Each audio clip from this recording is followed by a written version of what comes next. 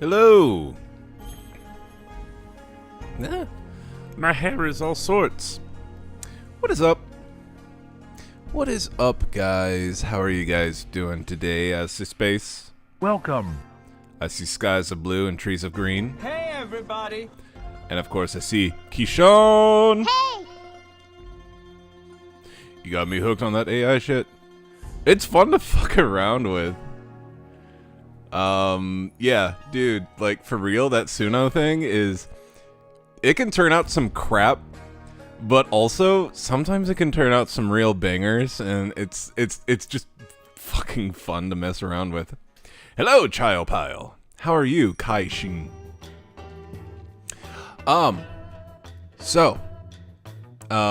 People have been posting some fun songs in the Discord, and we're gonna listen to them here in a second. But, real quick question for you guys. On Friday, Ratter has a photo shoot. It's more fun when you write your own lyrics. I was talking to Toko about how when it generates its own lyrics, it's all over the place. Yeah. What was I gonna say? Ratter has a photo shoot on Friday, so it would be a solo chill stream.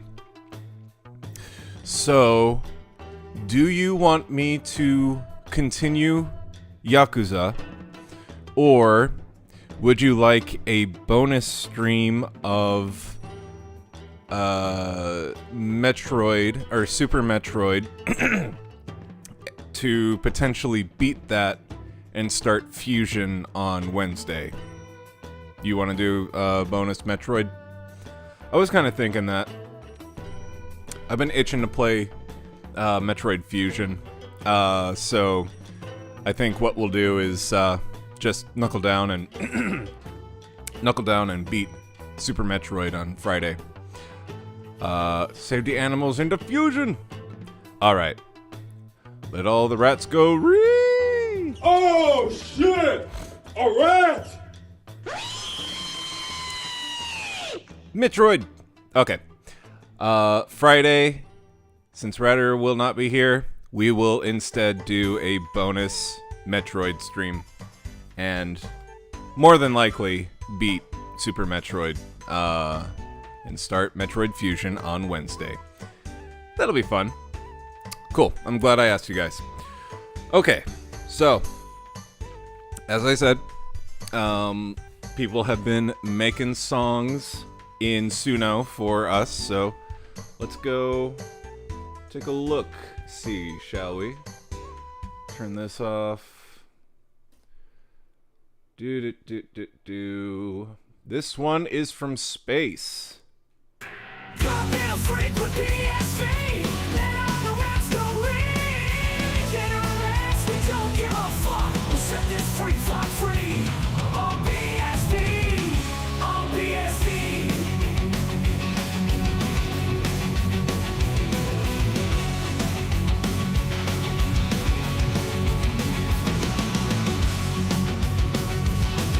Fucking banger.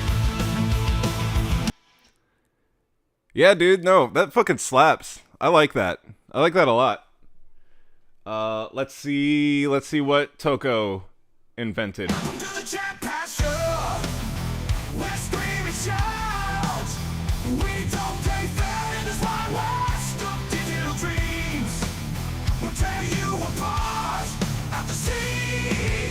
We will.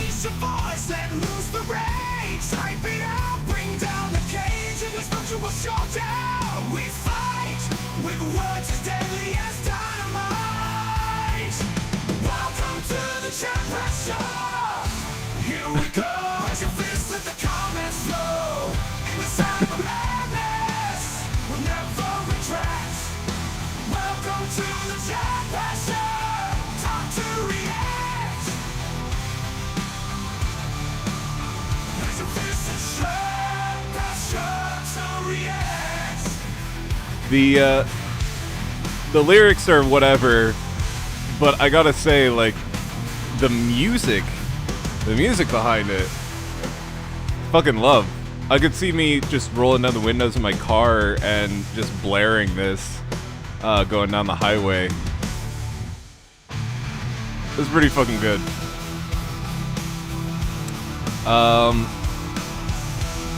Let's, okay. I want to play. I want to play really quick.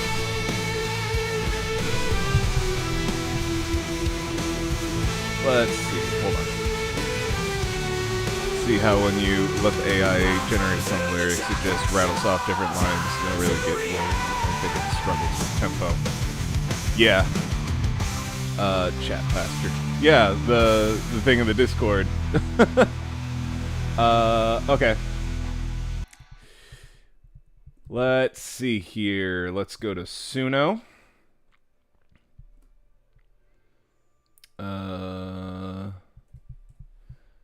Okay. And now, what do we want to do? Come on. Just let me into Suno. Come on, guy. I want...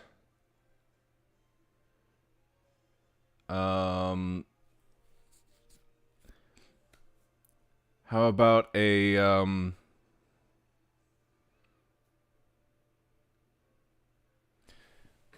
let's see.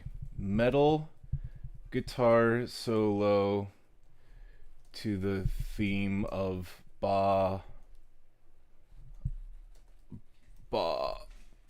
Black Sheep. Instrumental. Create. Okay. Let's see if we have a new intro song. This should be good.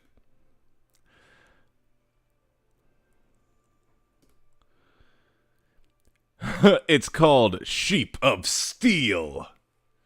I like it. All right, here's the first one it generated. Shredding thrash metal.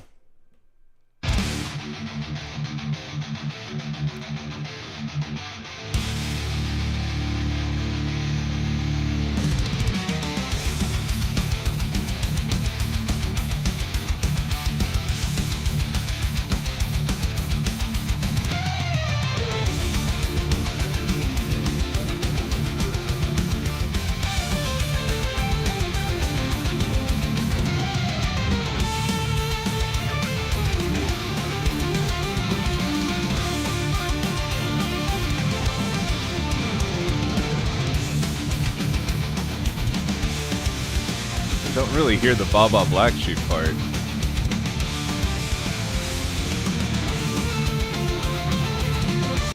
Let's try this other one.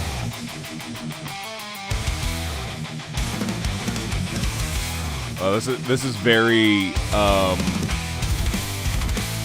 what's it called? The guys who did Raining Blood.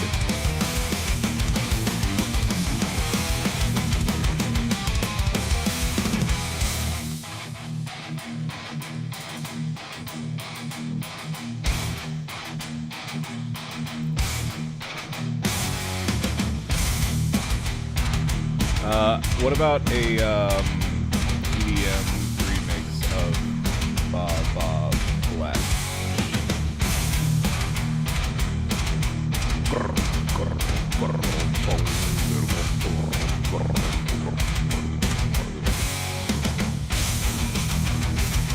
Okay, it's a good solo, I guess, but it's not what I asked for. All right, this one is called Electric Sheep. Good reference to the book that what's it called? Blade Runner was based off of.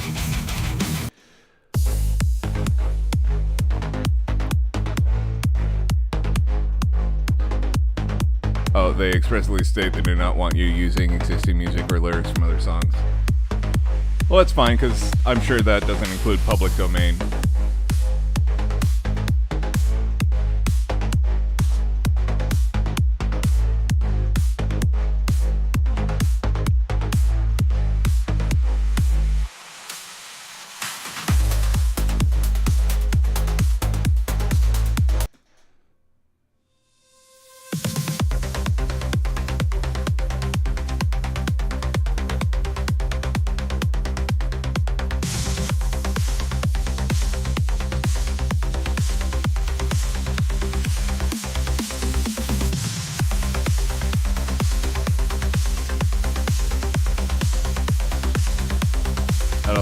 get that specific.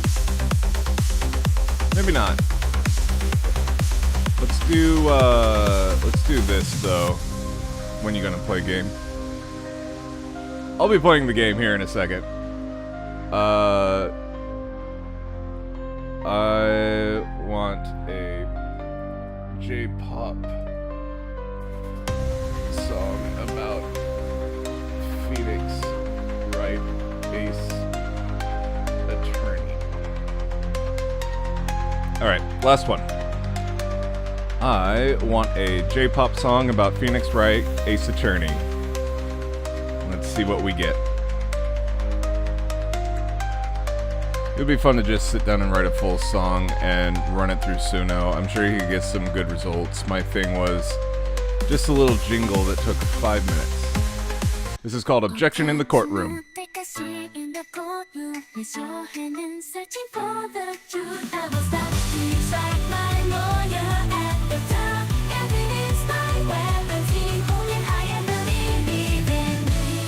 Fighting for justice.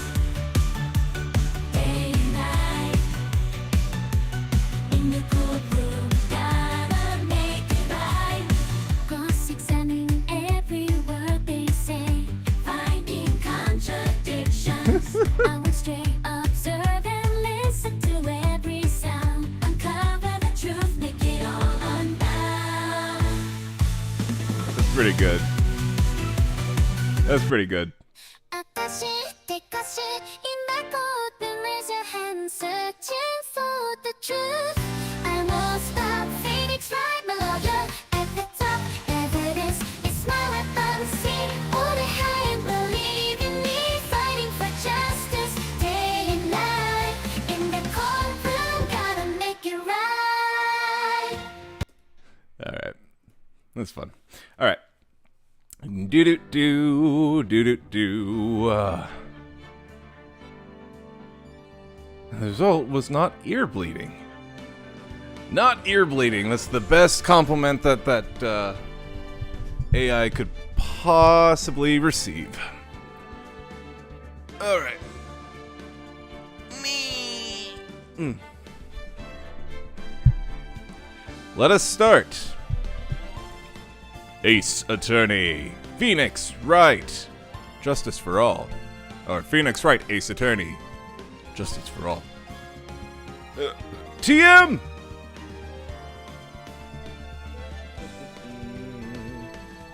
How are all the levels, by the way? Looks like I might be peaking a little bit on my mic. Turn that down. Let's get started. Episode 1. The Lost Turnabout. Are we ready to play The Lost Turnabout? I don't know. Could be scary. But we'll brave through it.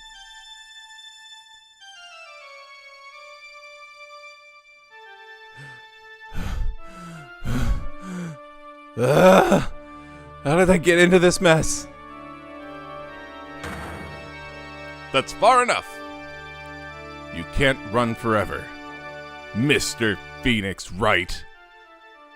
Oh. What? What have I done wrong? I cannot allow you to go on like this. Huh? But I'm just a simple defense attorney. Silence! You are no longer worthy of your title. He's gonna swing the banhammer. Oh, shit. September 8th, 9:08 a.m. District Court. Defendant Lobby number 1. Why would you make that your ringtone? What a nightmare. And I bet it was this ringtone that caused it. I really shouldn't be dozing off right before a trial starts anyways. Boop. Huh? Looks like they hung up.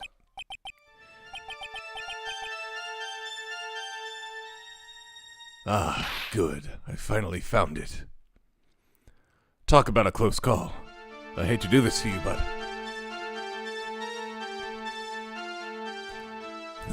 It's nothing personnel, my attorney. Looks like an edgelord. A few minutes later, District Court defendant lobby number 1.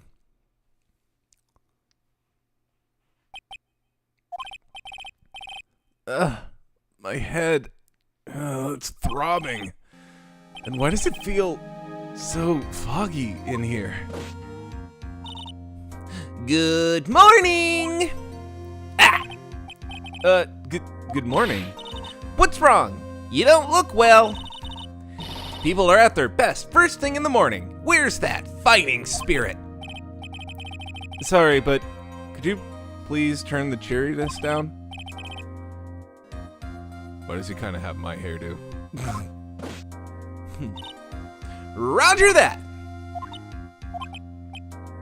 Am I in trouble or something? Huh? Trouble? Wait, never mind. You're a policewoman, right? I thought maybe I had done something wrong. What are you talking about? I'm the one in trouble. What? I'm placing my life in your hands today, Mr. Phoenix, right?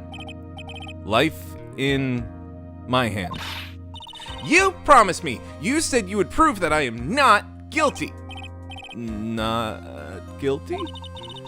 Just when I thought all hope was lost, when all the other lawyers had laughed me off. Leave it to me, you said.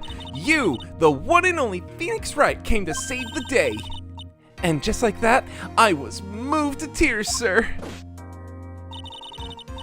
I'll never forget what you're doing for me, ever. What is this girl babbling about? Actually, I really love to watch court proceedings, and I always root for you to win. When I'm off duty, I like to come here and... What's wrong? You've been acting really strange and you keep staring at me. You're making me kind of nervous, sir. Oh, sorry. I'm afraid to ask, but here goes. So this might sound bad, but, who are you? What? Mr. Wright, how can you say that? How can you do this to the fragile heart of a girl about to go on trial? You're absolutely horrible. No, I mean, I didn't mean it like that. Is this how a defense attorney treats his client, sir? I can't believe this. No, it's just, well, I think you have the wrong person. Yes, I'm... Boo-doo-doo-doo. Who am I? Why am I drawing a blank? I'm Edgeworth. I'm Miles Edgeworth. The trial will begin shortly. Will the defendant and her lawyer please proceed to the courtroom immediately? The trial's about to start. I'm counting on you in there, okay? Huh. I guess I must have amnesia. Let's see, what can I piece together? From the sound of things, it's probably safe to say that I'm a defense attorney. And that girl, I said I'd prove her not guilty. I can't believe I made such an irresponsible promise. Someone help! Tell me this is just a bad dream. Why do I get the feeling this is one dream I won't be waking up from?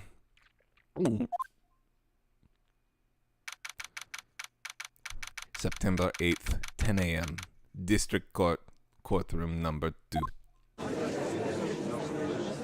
Yay, it's the boring lawyer. Court is now in session for the trial of Maggie Bird. And the prosecution is ready, Your Honor. What is it, Mr. Wright? Are you talking to me? Do you see any other defense attorneys here? I guess not. Now then, are you ready? No. Yes. I guess I should say yes for now. Are you ready, Mr. Wright? Yes, Your Honor. Wait a sec. If her life is in my hands, I should really do the responsible thing.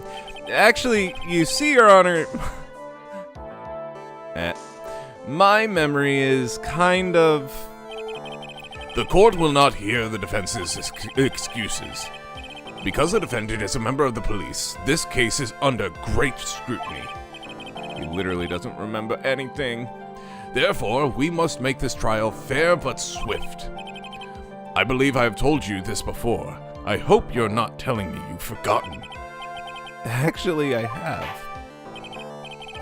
Mr. Payne, your opening statement, please. Yes, Your Honor. As I'm sure you're well aware, the defendant is accused of killing her lover. What's worse, her lover was a fellow police officer. A policeman? You did what to a policeman? It wasn't me! And besides, Dustin and I, we weren't lovers like that.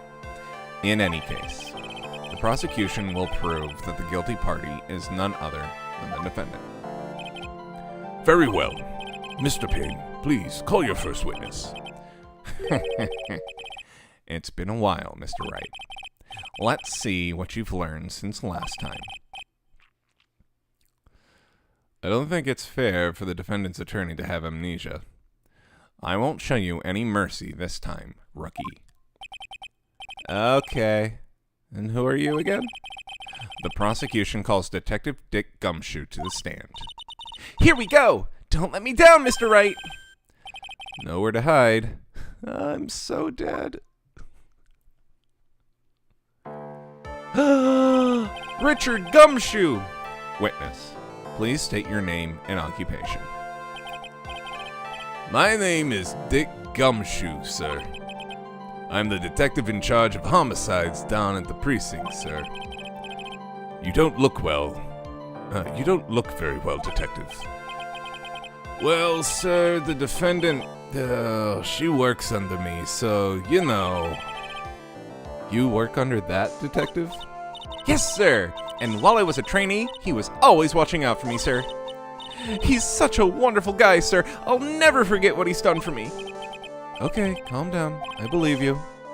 Detective Gumshoe, please describe for us the details of this murder. Yes, sir. It happened at the park near the headquarters, Expose Park. The victim was one of the local cops, Dustin Prince. He was pushed down from the benches on the upper path, sir. The landing beat his body up bad, and he snapped his neck. That dream at the start was deja vu. I'm calling it! The details are listed in the report that was distributed yesterday. Ah, yes. This autopsy report, correct? Why do I not remember getting a copy? I see everything is in order here. Even the estimated time of death is unusually well documented. The victim's watch stopped from the impact of the landing, sir. The result of the autopsy confirmed the time of death. If I may, Your Honor, the prosecution would like to submit this photograph. Very well. The court accepts it into evidence. Obligatory. Look at this graph. Now then, I recall at yesterday's preliminary hearing, a very important piece of evidence was brought to our attention. Yes, Your Honor. Yes, sir. Yes, I guess. Mr. Wright, is your head on right today? There was a very crucial piece of evidence found under the victim's body. Was there? Have you lost your mind? Well, actually, it's just nerves. Give me a second. What? How can you talk like such an amateur? I thought you were a pro, sir. All right, sir. I'll help you through this. At a time like this, maybe you ought to take a glance at the court record. Court record. Yep. Info about evidence and people involved with this case are listed there, sir. You can look at the court record by pressing the R button. She's fucked. The R button, huh? You really know what you're talking about, don't you? It's too bad I'm a cop, right? Just think, I could totally be a legal aid instead. Mr. Wright. Yes, Your Honor. Court is in session. Save your chit-chat for later. Sorry, Your Honor. Well, I guess I better check the court record and see what I find. What was it again? The R button? All right, Mr. Wright. Let's see if your notes are in order. My attorney's badge, the cell phone, Dustin's autopsy report.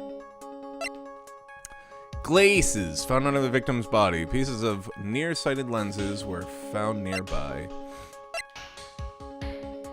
Glaces. Cool.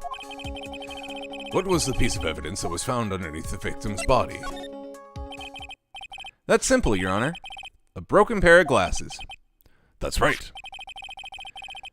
The victim grabbed his killer's glasses as he was being shoved, sir, and held on to them as he fell. Hey! Why are you giving me the evil eye? Those glasses you're wearing. Yes, this is my spare pair. My question is, how did security not see the defense attorney get whacked in the head with a fire extinguisher? Because plot holes. But these glasses they found at the scene of the crime are not mine. I swear, sir. You sure about that? Look, it was a coincidence that on the same day, I accidentally stepped on mine. Coincidence, she says. Your Honor, I have further evidence to present. Oh, you have more? And this evidence is very decisive. Very well. Let's hear from our witness about this evidence. Witness testimony! There's something even more incriminating than the glasses found under the body, sir. During his date, the victim was pushed from the bench area, but he managed to write the culprit's name on the ground where he landed. I don't like saying it, but it was clearly the defendant's name, Maggie, sir. With this piece of evidence and the glasses, it's hard not to say she's the culprit. This is a picture of the writing, Your Honor. Wow, pretty good penmanship for a guy who snapped his neck. Why, this is... Yes, I can see her name is clearly written here. The prosecution would like to submit this picture. Understood. The court accepts it into evidence. Well, looks like Maggie is fucked. As if the glasses alone didn't make you look suspicious, the victim even wrote your name clear as day on the ground. But, I already told you, those glasses aren't mine. And how do you explain his dying message? It's a conspiracy. I'm not guilty, sir. Mr. Wright, you may cross-examine your witness. Cross-examine? This is it. I'm counting on you. She's super fucked. Sure. But what am I supposed to do? What? This isn't like you at all. Normally, this is the part where you get in the witnesses' faces. Get in their faces and do what? I guess there's no way around it. Okay, I'm going to lend you a hand. The prosecution's witnesses all hide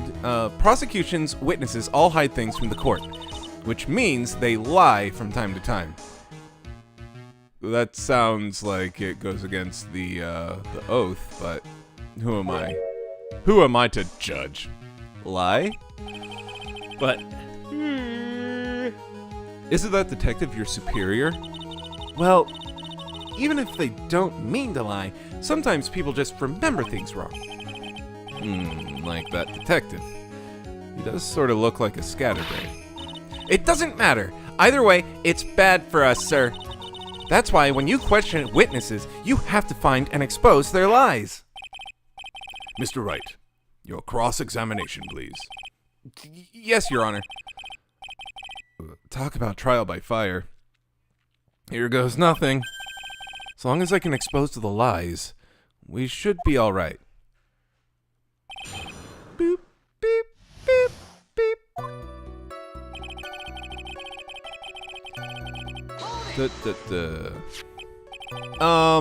About those glasses. Do you have any proof that they belong to my client?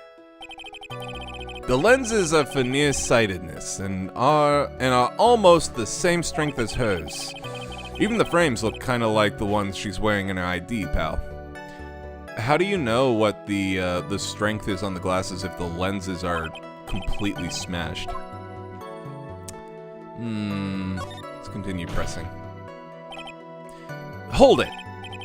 Almost and kinda are not good enough in a case like this. Do you have more definitive proof? Is there something that clearly links a defendant with those glasses? The dirt and sand rubbed out any traces of fingerprints or anything else.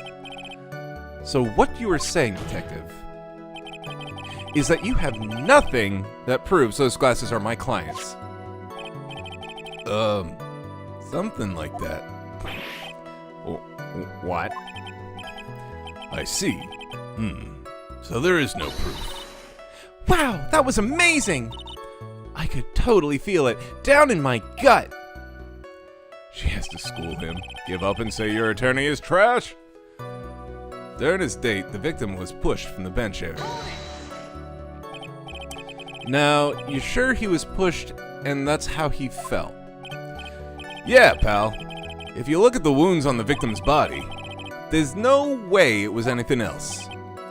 Huh. Please continue with your testimony, detective. Anyway, the victim fell pretty far. But he managed to write the culprit's name on the ground where he landed. The culprit's name? Yeah. I was surprised too. I didn't want to believe it, but... Was the name that of my client?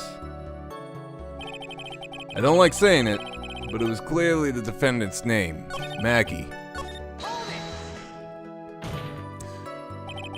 Are you absolutely certain? Sorry, pal. But that's what it said. This is a picture of it. No matter which way you look, it still says Maggie. He's got a point. Hey, hold on! Huh? Don't hum me! I know the picture says Maggie, but Now that she mentions it, something else does feel kind of off about this picture. that's how you know you found a contradiction. Now hurry up and present some evidence. So that's what spotting a contradiction feels like. I better check the court record again.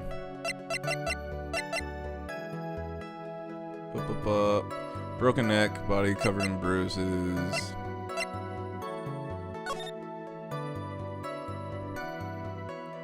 Ah, it wasn't there before.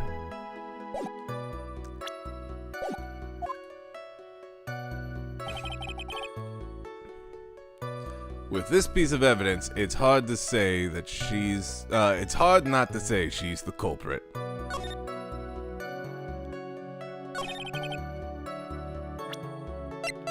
I present to you. Wait.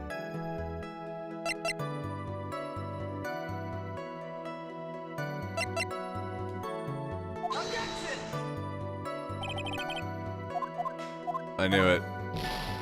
I knew it. It wasn't that one. I knew it. Oh.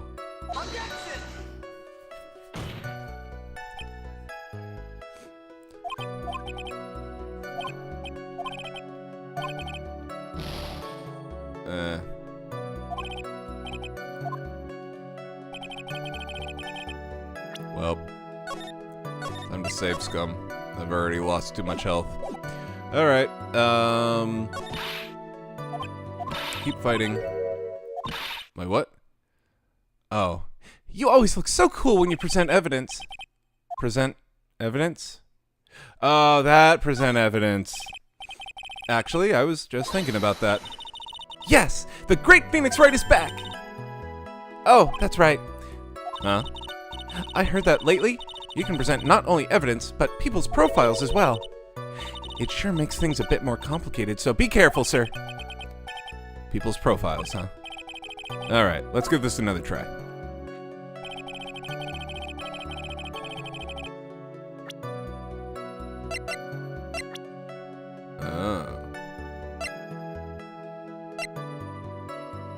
Winston Payne.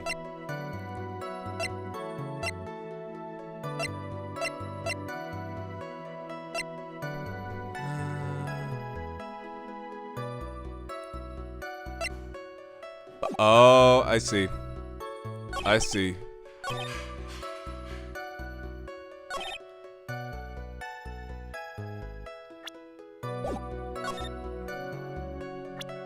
Okay. Maggie is misspelled.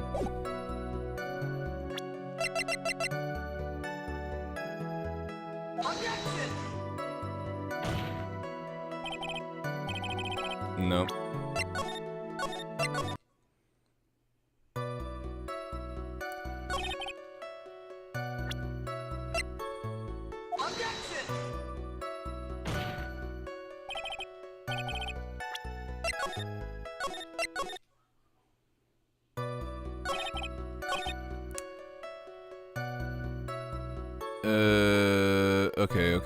Okay.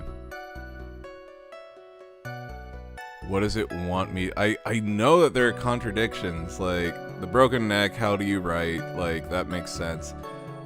Maggie is spelt I-E instead of E-Y. Oh, you present her profile. Let's try that. There we go. Good call, Keyshawn. I got it. What is it? What's come over me? Without thinking, I just blurted out objection. And I yelled it at the top of my lungs, finger outstretched, ready to take on my opponent. What a rush! Detective Gumshoe! You talking to me, pal? Please state the defendant's name for me. What are you trying to prove with this futile exercise, Mr. Wright? You'll see, this is a very crucial line of questioning. Actually, Mr. Payne, you can answer. The defendant's name, if you please. Where is this ridiculous questioning coming from? The defendant's name is Maggie Bird. I think someone needs to check the court record. What? It says right here that it's Maggie Bird. Ah! It looks like the bird caught the cat napping. Reflexively objecting is insane. What's going on here? I have no idea either, sir. As you can see, the victim did indeed leave a name, Maggie. However, the defendant's name is actually spelled Maggie. This is a blatant contradiction of facts. Oh! How about that? I hadn't even noticed. But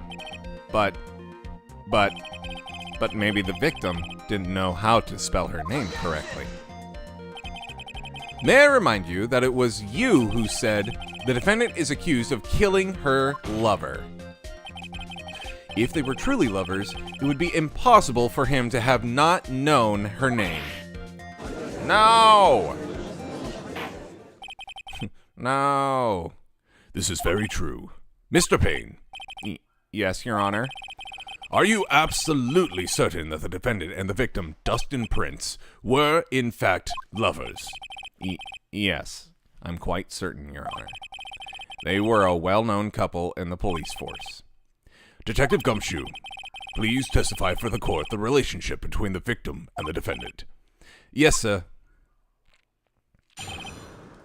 Dustin and Maggie. Officer Prince and Officer Boyd had been going out for about half a year. Sounded like they were even talking about marriage. The day of the incident just happened to be the victim's birthday, sir. Officer Boyd had gotten Officer Prince a present. It was something she had bought over 2 months ago. I should know, because she came to me to ask what she should get for him. Oh, those two sound like they were close. Nevertheless, tragedy struck. Yes, I see. You may cross-examine the witness, Mr. Wright. I bet you the present was a pair of glasses.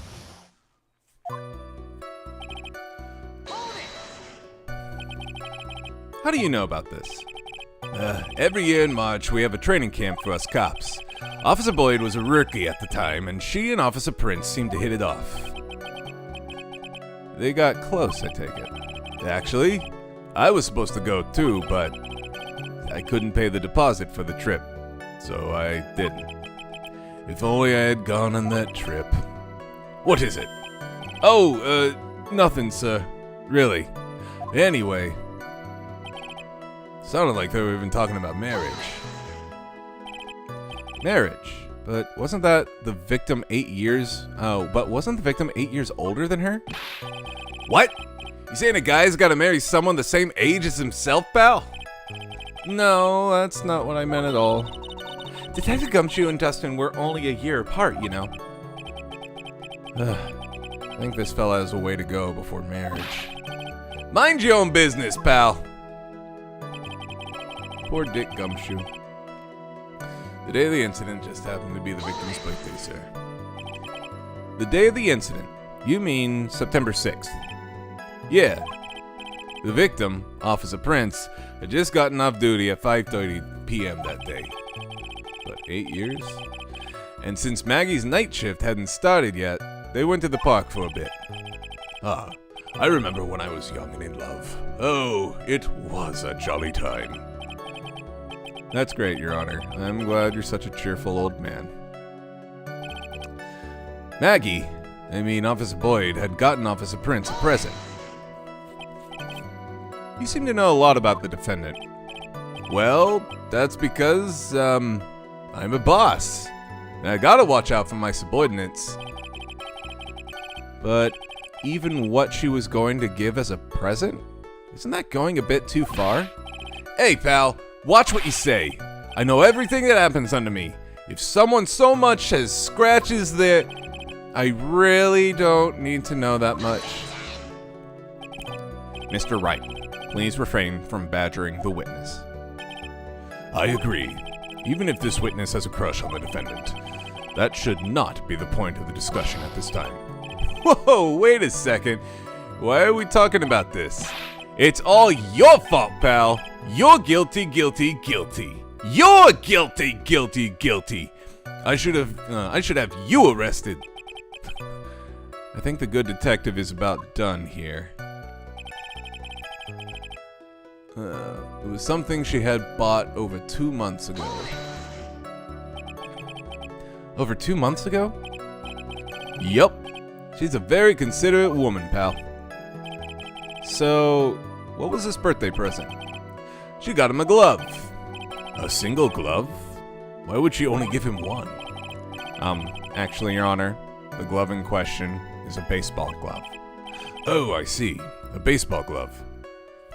Are you sure she's not just, like, gonna OJ this whole thing? She killed him. OJ style. Officer Prince was a huge baseball fan. A baseball glove, huh? Just now, I believe you said that the present was something she had bought over 2 months ago? Yeah. Are you saying she bought the glove at a store that far in advance? Nah, nothing like that, pal. Then, what is it like? She ordered it. It was custom made. Custom made? The glove was custom made? Yep, that's what I said. So the glove was custom made. I wonder if the glove was custom made. Your Honor, I really don't see how this glove is related to the case. Yes, it would seem there's little relevance. What do you think, Mr. Wright? Do you think this glove is really relevant to the case?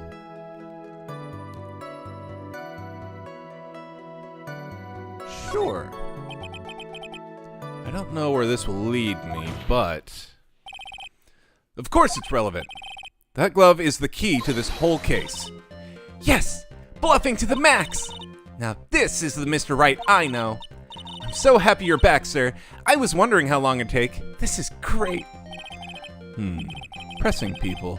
It feels like I've done this before. As if I used to do this to squeeze information from even the most tight-lipped people. Very well. If you are that convinced, then let's hear some more about the matter. Actually, I brought the glove with me today. And? Why didn't you say so earlier? Hurry and show the glove to the court. Well, I didn't think it had anything to do with this case. Anyway, this is it, sir.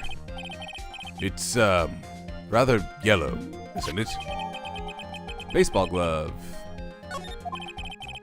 Officer Prince really liked the color yellow. And that's why you had to special order it? Yep, that's right. That and one other reason. I think this court has heard enough. It is clear that the victim and defendant were involved with each other. I want to look at it. Let me examine it. Yes, that's correct, Your Honor. Now, if that is true, it brings up an important question. Was the name Maggie really written by the victim? I see your point, Your Honor. Detective Gumshoe, please tell the court a little more about the name on the ground. Yes, sir.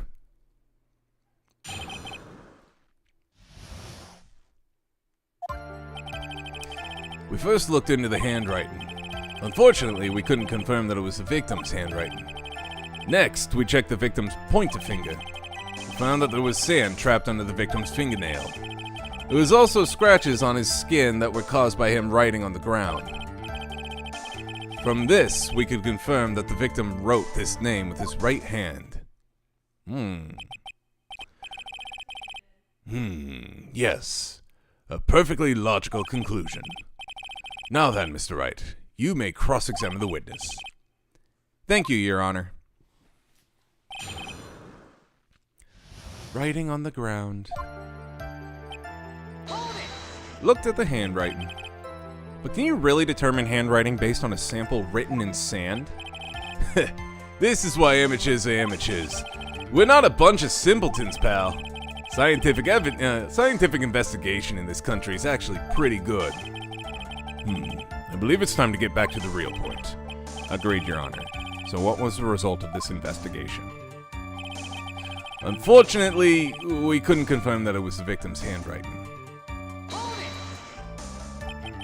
So, in the end, you couldn't confirm it. Hey, don't you look down on us. I told you, we're not a bunch of simpletons, pal. Everyone knows you can't find out everything you want with scientific investigation. I've never heard that before.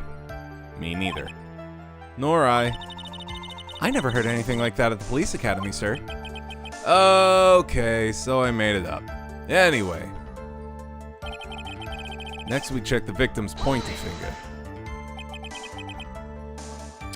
His pointer finger. You know, the one you're always pointing and waving around in people's faces? Don't tell me it bothers you. Every time you do it, I have a mini heart attack. It's like you're trying to kill me, pal. In any case, you examined the victim's index finger, correct? Yeah. I figured there'd be something on his finger if he had been writing in the sand. And the results? We found that there was sand trapped under his fingernail. And what does that prove? Well, it proves that he did write his name with his own finger. Yes, which explains why there was sand stuck under his nail. I guess he's right. And there's more. There were also scratches on his skin that were caused by him writing on the ground. Scratches on his skin? Yup. You can't see them with your naked eye, but they're there. That is incredible. Sure is. That's the power of scientific investigation. They're so small that we had to use a magnifying glass. Like a really strong one. It's got that really scientific sounding name. You mean a microscope? Yeah, that's it. We used one of those, and that's how we found them. I can't believe this guy doesn't know what a microscope is. From this, we could confirm that the victim wrote this name with his right hand. Are Are you absolutely sure? I believe in the power of science. Huh. I wonder if my evidence is solid enough to counter with. Listening to this, you would think that there was only one conclusion, that the name was definitely written by the victim. But don't you think that would be really strange, sir? If Dustin really wrote that message with his right hand, do you think it would have gone through that much? Do you think I would have gone through that much trouble to get him his present? The present? What about it? We first look into the handwriting.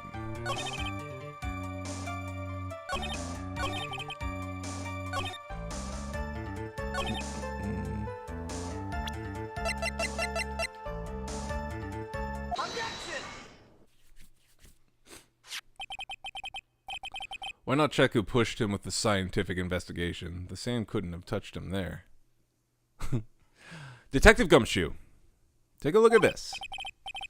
That's the glove, right? Could you tell the court what is special about this glove? What's special? Never really thought about it, but, it's really yellow. And that's about it. Yes, it's really yellow, but that is only one of its qualities. Huh? There's another reason why it's special. And that would be? It's very simple. This glove is made for a left-handed player. Left-handed? Why, you're absolutely right. This glove is made to be worn on the right hand. That is why it had to be custom made. I've never seen a bright yellow left-hander's glove for sale. Have you? Well, no. So, detective, which hand did the victim use to write the name with again? That's easy. Look, it's obvious from this picture that it was his... Wait a second! Don't forget that the victim was left-handed. Ah! I object. Overruled. Mr. Wright, I would like to know what your line of reasoning proves. There is only one conclusion that can be drawn. A left-handed person could not have written a message with his right hand. Therefore, the person who wrote the name Maggie could not have been the victim. Order! Order! When you think about it that way, then yes. It is not possible that this name was written by the victim himself. Then that means Maggie is... No. It's not possible. Mr. Payne. Yes, Your Honor. The evidence that the prosecution has presented has failed to prove the defendant's guilt. In fact, I believe you have proven her to be innocent. No! All right, we did it, Mr. Wright. Whew, I feel like I can breathe again. It seems that we have reached the conclusion. You did a fine job once again, Mr. Wright. Me, Your Honor? Well, thank you, sir. See, you got complimented by the judge again. You're really good. And that's why you can't give up being a lawyer, sir. Are you joking? I'm more than ready to retire. I will now announce my verdict. This court finds the defendant, Maggie Bird... No, not yet. I mean, please, give me a few more minutes, Your Honor. What is the meaning of this, Mr. Payne? The prosecution is not finished yet. What do you mean? We would like to call our next witness to the stand. What? And what did this witness witness? The moment the victim was pushed to his death. What's more, he saw the very face of the culprit. What the heck? Order! Order in the courtroom! I believe a recess is in order. Afterward, we will hear from this new witness. I had a feeling that was a bit too easy. Thank you. I need more information. We'll have to see what I can find out during this recess. I can't let my guard down. It's only going to get tougher from here. Court is adjourned for recess.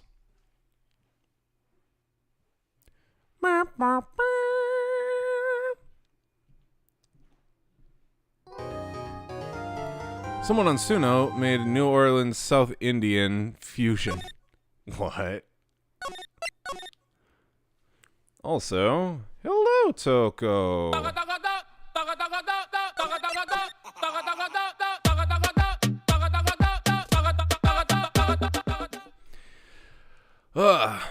Why not check who pushed him with scientific investigation? Give me just a moment. I'm gonna go pippies. I will be right back with part 2 of this case. Hold up.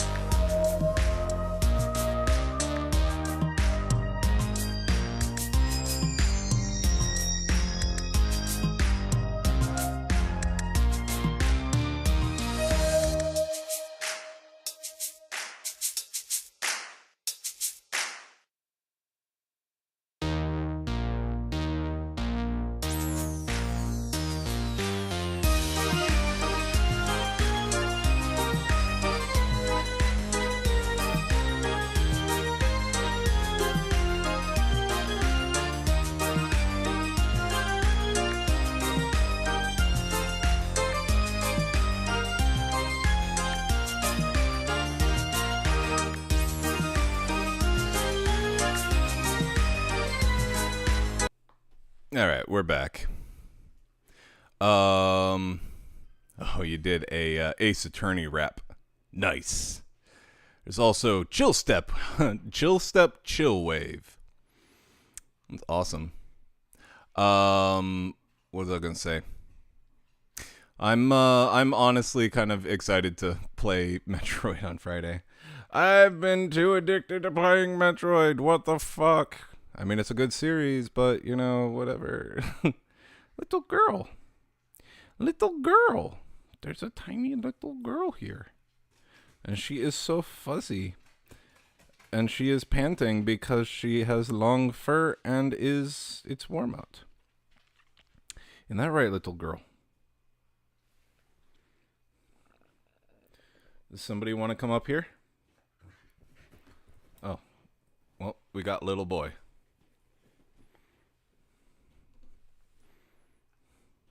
I was just scribbling out lyrics to go along with the events in this game. We got little boy. Banjo. Hi.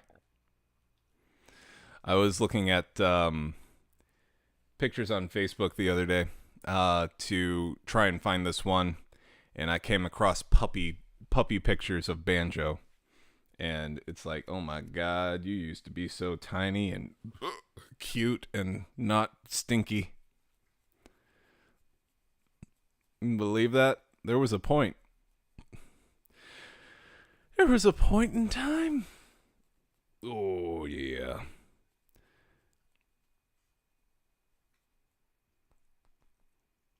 That's right. Oh. I must keep scritching. Always keep scritching. It's really fun if you like written silly songs.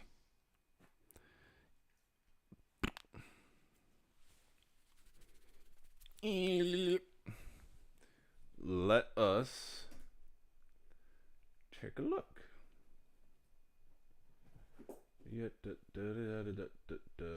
Oh.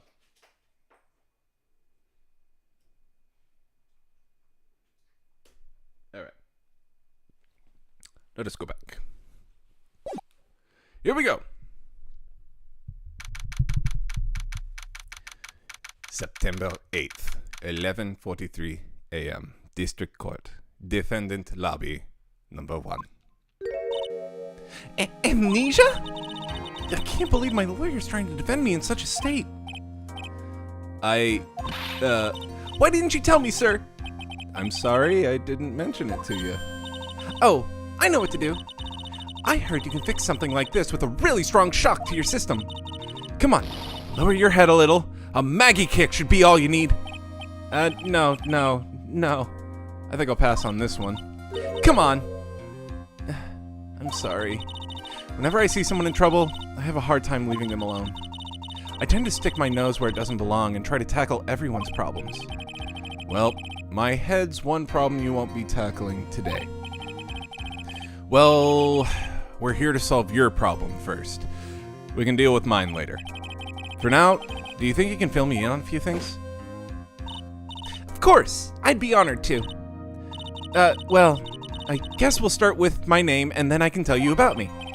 No, that's okay, really. I think I know you and your name pretty well by now. I was wondering if you could help me figure out a few things about myself. So my name is Phoenix Wright. What a weird name. This is serious. You really don't remember? I'll tell you what, sir. You can have this back, and maybe it'll help. This is a business card? I got it from you. It's my most prized possession. You can borrow it for now, but please give it back, okay? Okay. There's some numbers written on back. Oh, that's your cell phone number. My business card. I guess for now we should stop talking about me and start talking about this case. I want to look at it. Let me look at it. Oh. This case? Yep. Can you think of anything that would be helpful for me to know? What can I tell you? I I can't think of anything other than the incident with the cell phone, but... Cell phone? Yeah. Your eyes lit up when we talked about it at the detention center, sir. Hurry up and tell me! This might be very important. Okay, Roger! It was on the day of the crime, just before 6 p.m. I picked up a lost cell phone while I was on a walk with Dustin. The Blue Badger? All of a sudden, the phone began to ring. Beep. Hello? Oh, thank you. I've been searching for my phone. Is this yours? Oh, I'm glad you called. We can meet up and I can give this back. I'll be right there. I'm sorry, I didn't catch your name. You can call me Maggie. Victor! Hello, Dor. What's going on? Who is this great value officer, Jenny? Oh, great value. She a knockoff, but she got feathers on her head, so she got a lot of Phoenix down. She got 7 lives to live, looks like. We agreed to meet up at 6 p.m. Dustin and I waited for the person to show up, but they never did. So, where's this phone you found? I gave it to you yesterday. Huh? To me? Is it that phone in my pocket? You mean this? Do you think it has anything to do with the murder? My god, you can tell. I didn't realize that the first Phoenix Wright game was made in 2001. And I think this one was made 2002. So, like, this phone is basically like the Nokia brick. The, like, phone that could, you know, stand a nuclear blast and function just like... just like normal. Oh, God. I had one of those. That was actually one of my first cell phones. And, yeah. I don't know what they made those things out of, what kind of plastic, but fuck, they could stand the test of time. I'm pretty sure archaeologists in like 100 years are going to be digging up Nokia phones at some point, wondering what the hell this was. Did they use it to build houses or something? Jill, play Space's court rap from the Discord. Okay, give me a second. Do. Mute the gameplay. Alright. Today is the date and time. Today is the day and time set. There's a man dead, and I am dead set. I will not rest until the burden is met, until the guilty confess to these crimes. There's no alibi, these photographs don't lie. Will the defendant please rise to expose all your lies? It's about time. Sir, please take the stand. See the victim's hand, read the writing in the sand. This is all, man, all according to plan. But the shit hit the fan. The verdict draws near, but the facts ain't all here. And to be sincere, I can't wait another year. Gonna find the truth, just another day for you. But this is what I do, and I do not lose. Justice for all. It's not just a line, it's a way of life. Testify. Testify.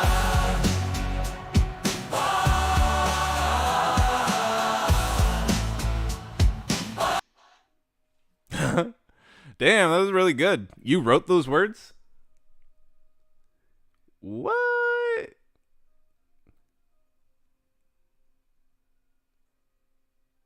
This is a silly rap genre. Lots of people are already doing that. It's insanely easy and fun to write silly songs. That's fucking good. Way to go, dude. That's fucking awesome. And so on point with what we are doing today. Do you think it has anything to do with the murder? I don't really know, but if my eyes lit up, that is a bop. You are so right. Ah, you were here all along! You're so mean! I called you a million times, but you wouldn't pick up. And when I went to check in the courtroom, everyone had already left. Ah! Who in the heck is this? Let me guess. I'm supposed to know this girl, too. Hey, good morning, Maggie. And a good morning to you, Maya. So, how's it going? Is there a word for worse than abysmal? Oh, and what if I said that everything will be fine? That's right, it's Maya to the rescue with the ultra-decisive, super important evidence. Haha, oh boy. Here you are, Nick. The thing you wanted me to bring. Huh? Oh, thanks. The heck is this? A list? It's about 20 people's names and phone numbers written on it. It was kind of tough, but I managed to dig up some dirt. It looks like these guys are up to no good. No good? As in, There's a group of con artists the police are currently investigating. I think these guys are members of that group.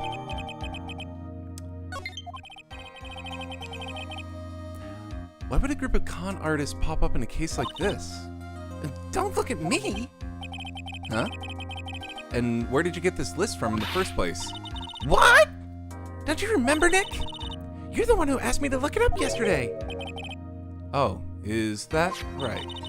These numbers were in the memory of that phone Maggie found. So that's where they're from. You're awfully forgetful these days, Nick. I hope I never get to be forgetful old prune like you.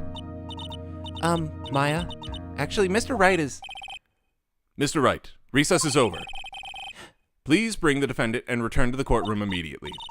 Oh, oops. Guess you can get going. Guess you have to get going.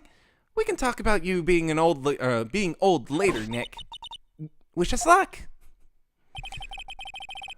I guess I have all the pieces now, more or less. All that's left is to put it all together. I'm not gonna lose this. I can't. Come on, Nick. Better get a move on. Oh, yeah. Thanks, Maya. September 8th, 11:54 a.m. District Court, courtroom number 2. Court will now reconvene.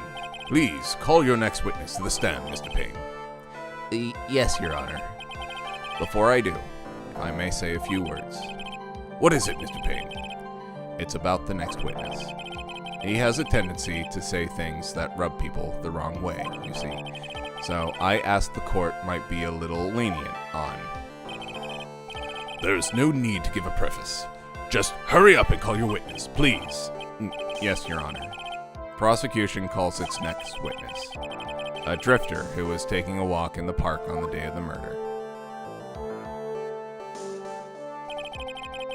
Please state your name for the court, witness. Before I do, I'd like to clarify a little something. Huh? Oh, alright. Go ahead. Just now, you introduced my wonderful self to the court, correct? Perhaps as a drifter who was taking a walk? Did I? But I will not stand for that. Now you've tinted the court's eyes and colored me wrongly. Sure, I suppose calling me, but just to settle with everything in my life is up to the utmost. I am merely looking for the perfect topic. I have rigorous... Yes. I understand. I'm very sorry. I will be more careful from now on. What is he? A human chatterbox? I have to question him? Fashion, cars, women, glasses, and of course, university. First rate, only need apply. Glasses. But you aren't wearing glasses.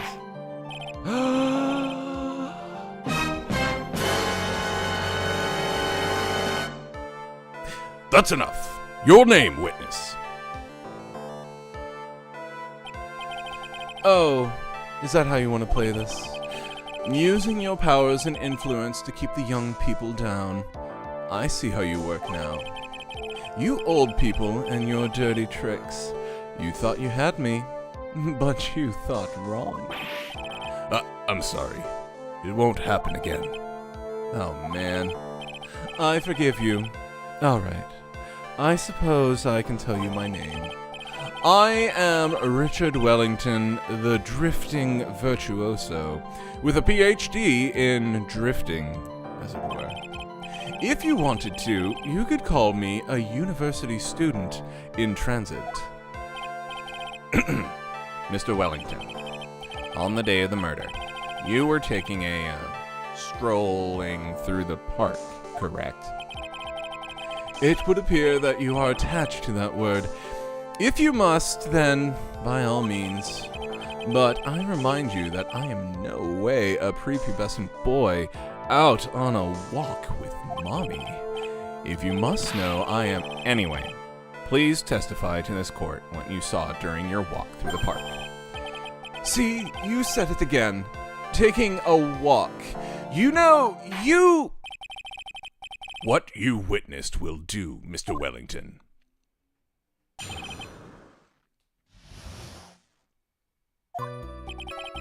I was at the park all afternoon, deep in thought about my life situation. I don't remember the time at all, but I do believe it was past 6 p.m. All of a sudden, a police officer falls from above, right in front of my eyes. Without a thought, I looked up, and there I met the eyes of a charming young lady. Of course, I remember her sweet face. It was that of the pretty defendant there. The only thing I saw was the banana that fell with the police officer. That was certainly a decisive testimony. Decisive? Nick, did you hear what he just said? Yeah. That's all you have to say? How can you be so calm? It's strange. My mind is very calm and clear. Murderous nanners. Maybe it's because I believe in my client? You mean Maggie? Yes, and if she really is innocent, then that can only mean one thing. That guy is lying. You may now question the witness, Mr. Wright. I'll find out the truth, no matter how well you craft your lies.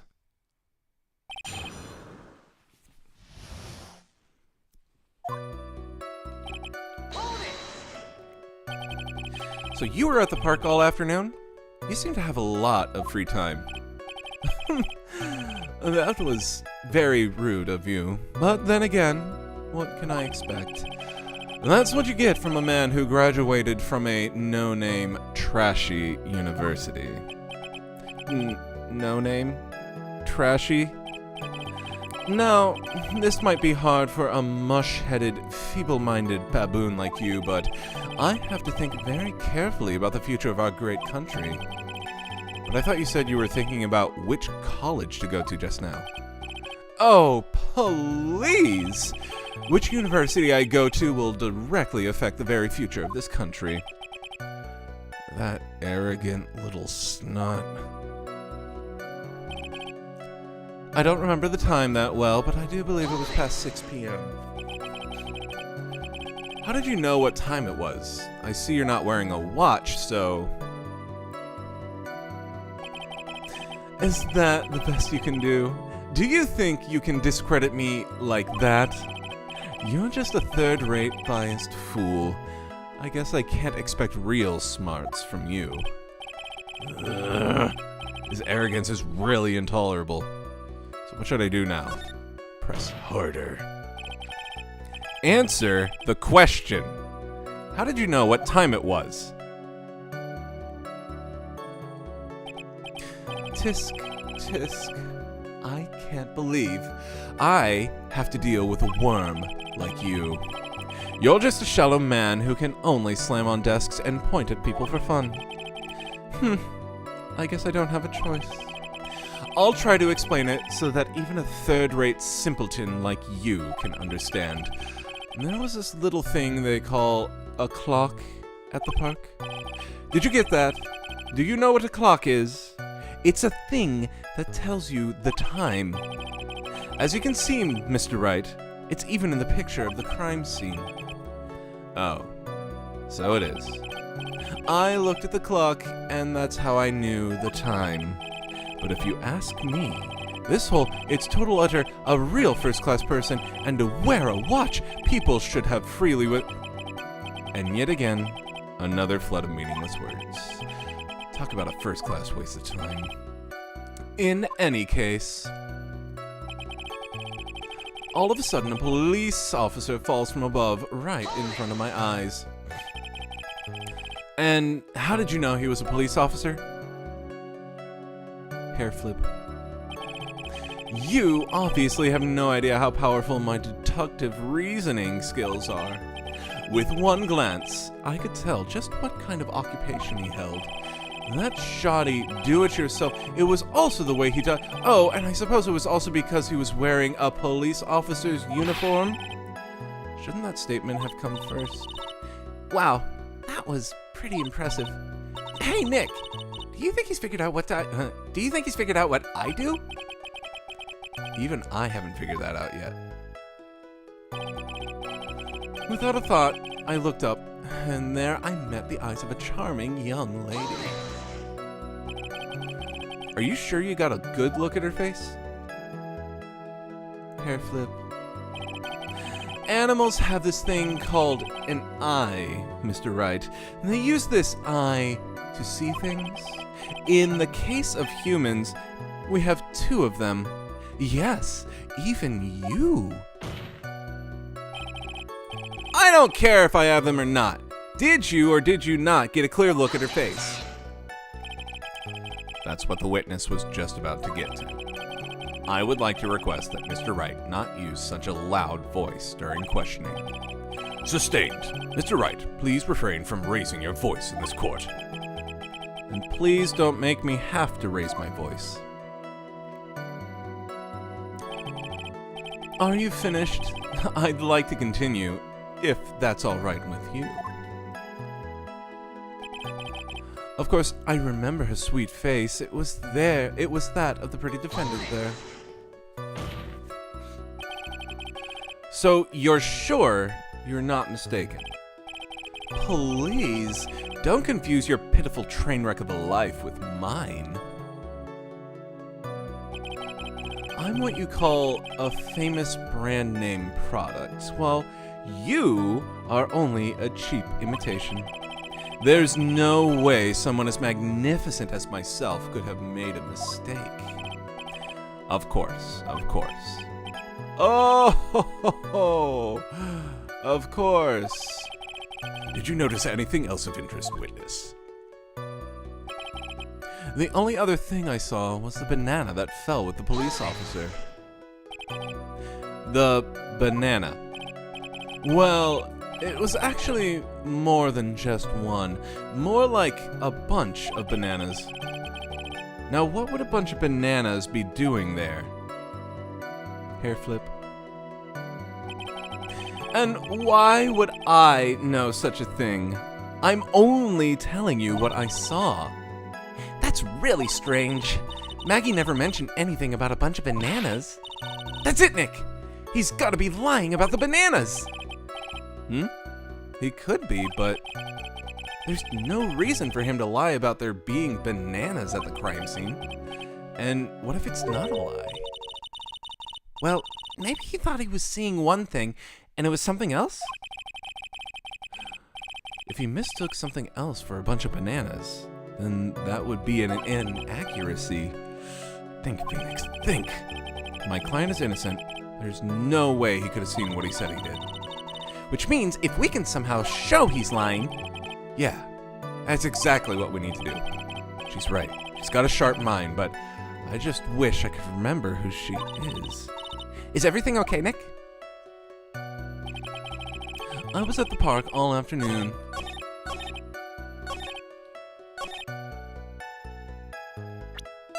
Yeah. Mr. Wellington, I believe I have the bananas you saw right here. So you knew about the bananas too. Why didn't you say so earlier? Hair flip. But don't you think you can use this as a way to pull more information out of me? And that's where you'd be wrong. Mr. Wright, what is the meaning of this? Isn't that the baseball glove? Huh? What? A baseball glove? Doesn't it look delicious? Care for a bite? That's not. It's a. No! Your Honor, I think this proves one very important fact. This witness loves bananas. By the way, just how bad are your eyes? Huh? How? What? You? Why are you asking me about this all of a sudden? Your Honor, it is very simple to mistake a glove for a bunch of bananas. No, I don't think so. Objection overruled. You're one of those people. Yes, you know what I mean. You're like those people who refuse to accept. You're too used to the world. Sure, in the end, we find that, in fact, when viewed from afar, I do think there's enough. And that is why I asked you how bad your eyesight is.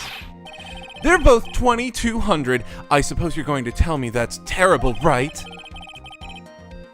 Why are you not wearing your glasses today, then? That's because I lost them recently, you see. Of course, I was planning on getting a new pair made right away.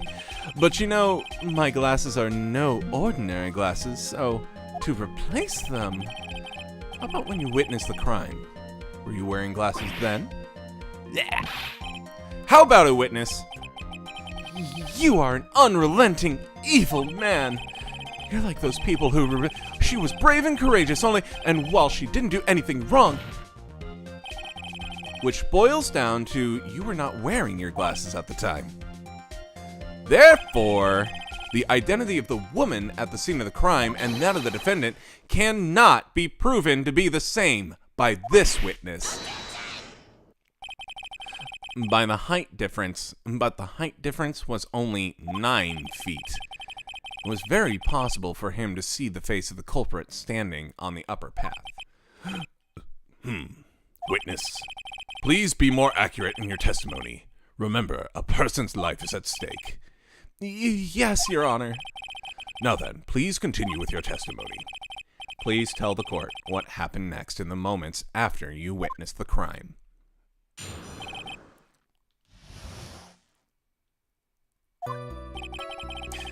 The girl on the upper path ran away as soon as she realized I was there.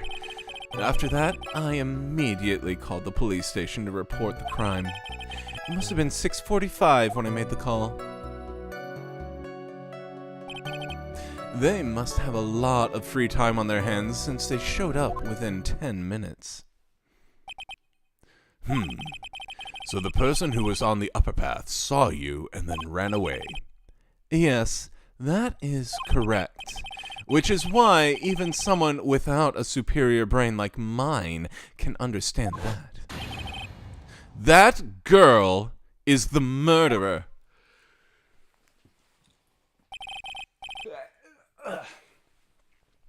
You may question the witness now, Mr. Wright.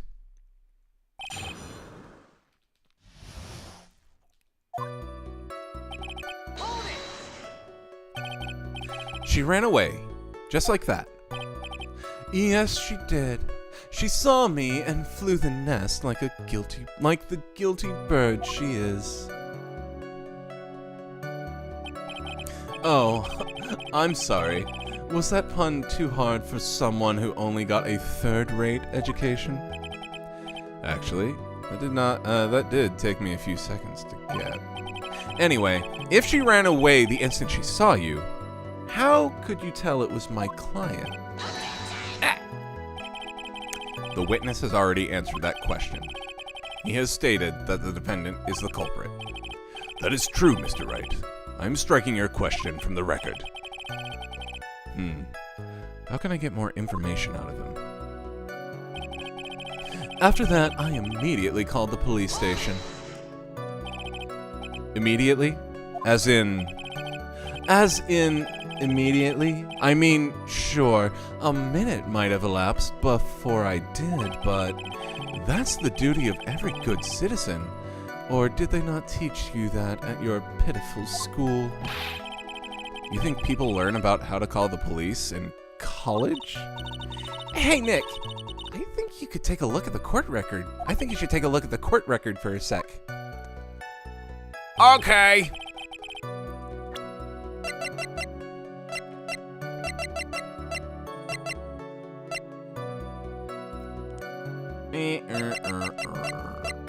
Oh. Time of death, 9/6. 9/6 at 6:28. Must have been 6:45 when I made the call. So, if the time of death was completely accurate, and it was 6:28, then, and they showed up within 10 minutes, it would have been 6:38 at the longest, so let's present this.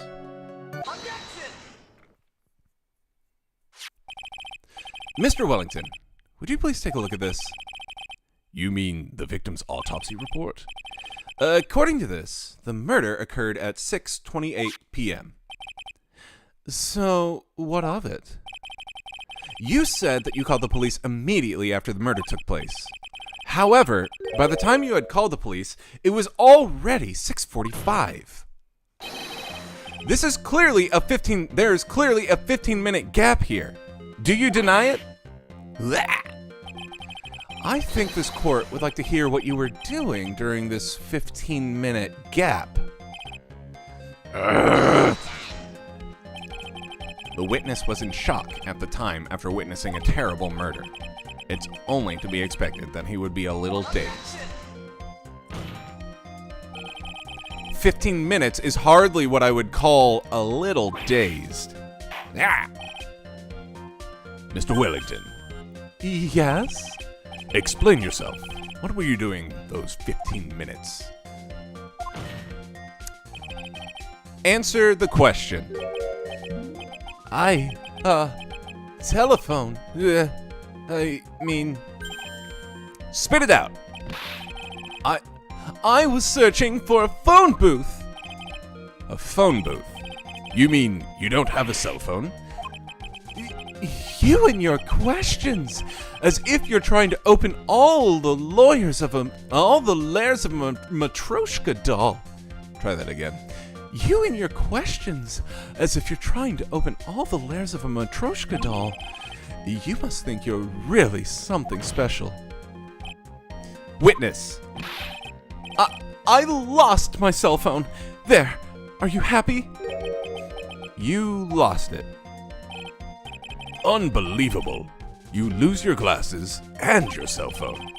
You must be very scatterbrained when it comes to your belongings. What? Are you saying that first-rate people are never allowed to lose things? Haven't you ever heard? So by that rationale, I don't think simple... Enough. Oh, man. Oh, man. Wait, hold on a second. He lost his cell phone.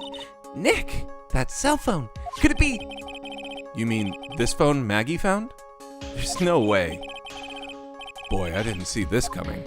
What should I do now?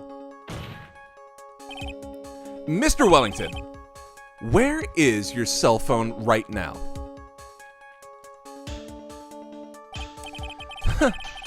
What are you getting all excited about? You seem to be a little confused. I found my phone, I'll have you know. See? Here it is. Oh, I see. Looks like he's got his phone. And I thought that just maybe this was his. Well then, I think we've cleared this issue up. At the time of the murder, the witness did not have his cell phone because he had lost it. Therefore, the delay in his call was caused by his search for a phone booth. Well, that's the gist of it. I guess you could put it that way and leave it at that.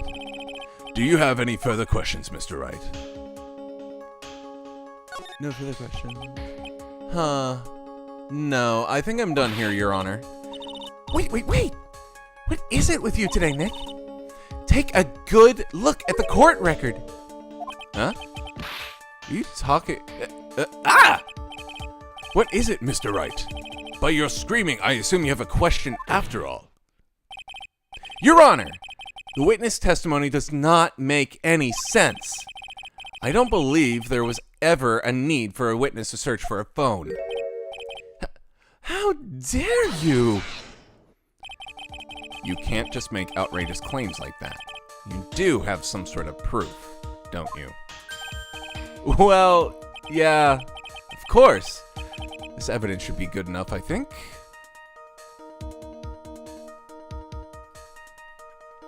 Why would an 8-foot-tall Wookiee? Why would an 8-foot-tall Wookiee be friends with 3-foot-tall Ewoks on Endor? If Chewbacca does not make sense, you must acquit.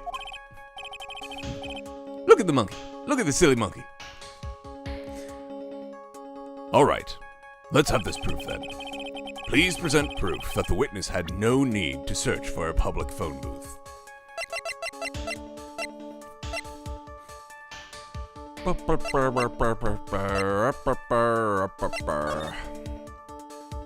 Oh, because there's one right behind him. If the Wookiee don't fit, you must acquit. This is Chewbacca. It's quite simple, actually. Please look at this. At the crime scene photo? That did not make sense. Is there a problem with it? Oh, there's nothing wrong with the picture. But if you don't understand my logic after looking at it, something is wrong with you. No! It's A phone booth? That is correct. All the defendant had to do was walk 3 steps. Mr. Wellington, why did you not use the phone booth that was right in front of you?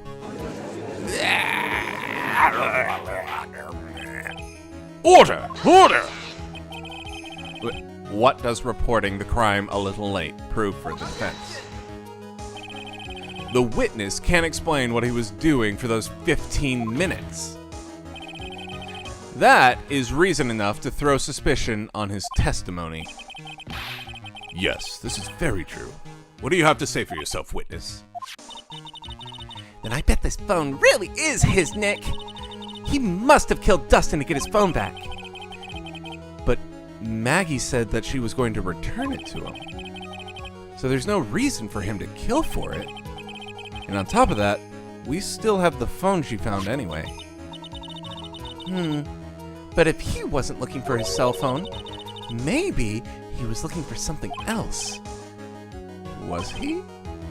Mr. Wright, Yes, Your Honor. do you have any thoughts you would like to share with the court?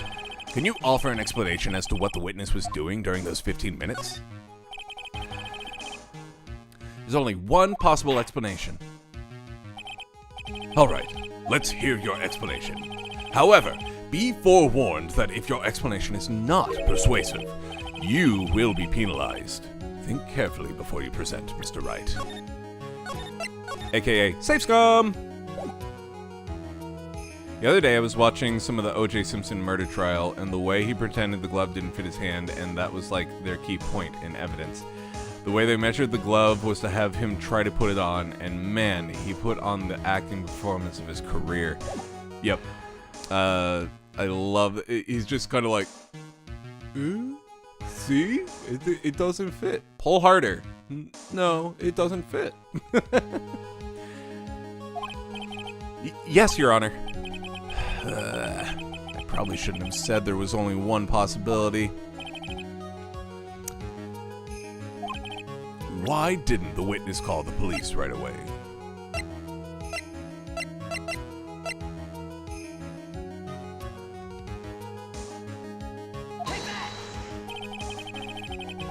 Perhaps this is the evidence you need to be convinced.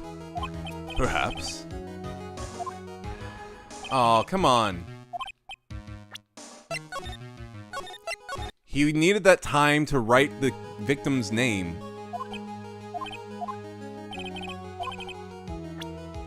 I subscribe to the conspiracy that his son did it, mostly because it's a fun rabbit hole dive. Well, with OJ. I thought you were talking about Phoenix Wright's son. But for real though, everybody knows OJ was guilty as fuck.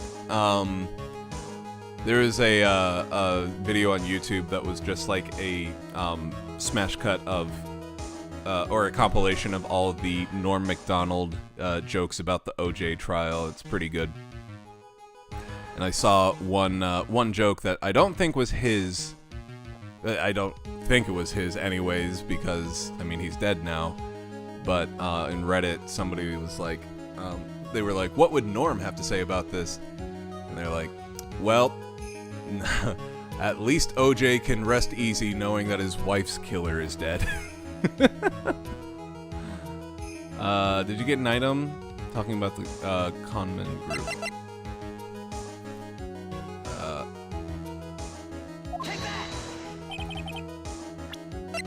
Nope.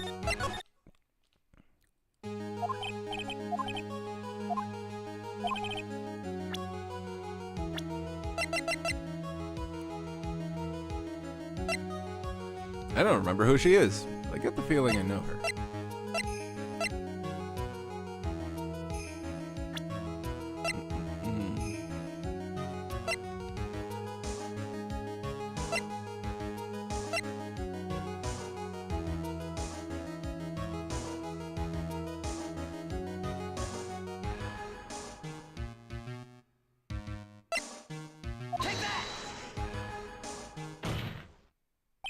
Okay.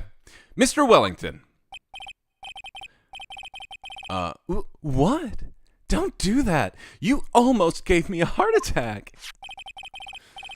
These are your glasses, aren't they?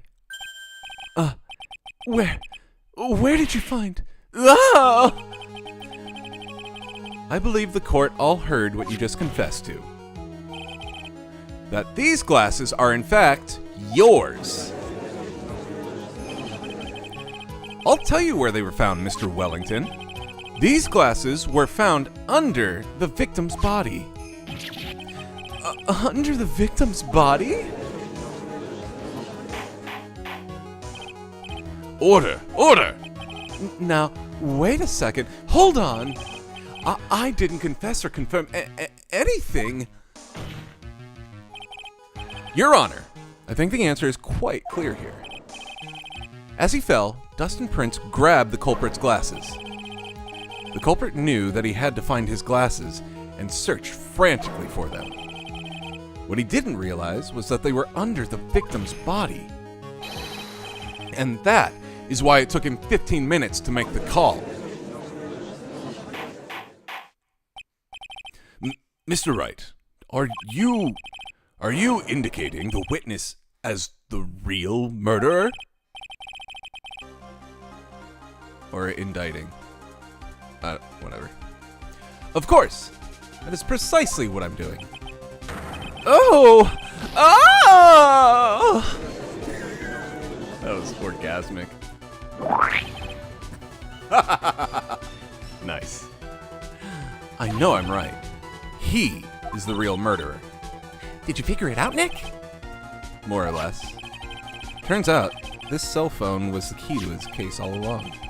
Anyway, now is our chance to deep six this guy. I'll sink him in one shot. Yeah! This is so exciting, watching you work again. Somehow, my old self is coming back to me. It's time to sink or swim. Everything rests on the edge of a knife. This is the moment I've been waiting for. Order! Order! Your Honor, the defense is making a mockery of this court. Without any solid ground to stand on, he accuses the witness of being the murderer. Yeah, that's right. I'm no criminal. This third-rate fraud of a lawyer. In that case, why don't we look at it from a different perspective? Let's hear your explanation as to why you're not the murderer. Why, that's easy. For example, there's the name the victim wrote. What about that? Oh, you mean the name Maggie? Yeah, even an idiot like you can read that, right?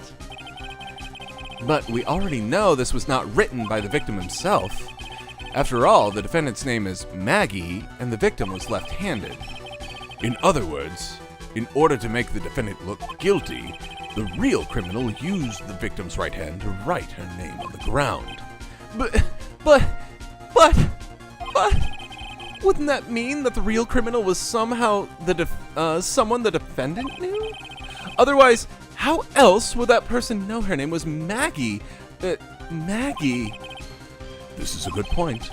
The witness didn't even know of Ms. Bird before the trial. I forgot. Is there any way this creep could have known Maggie's name beforehand? There was a way. It would be best if I could prove that the witness had a chance to learn that the defendant's name was Maggie.